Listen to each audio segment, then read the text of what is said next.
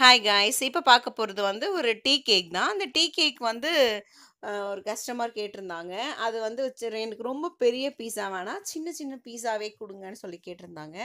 அவங்களுக்காக நான் ரொம்ப பெருசா இல்லாம நல்ல மீடியம் சைஸ்லயே நான் போட்டிருக்கேன். இங்க பாருங்க நல்லா சாஃப்ட்டாவும், நல்லா ஸ்பாஞ்ச் சூப்பரா இருந்தது. சாப்பிடுறதுக்கும் டேஸ்ட் ரொம்ப நல்லாவே இருந்தது.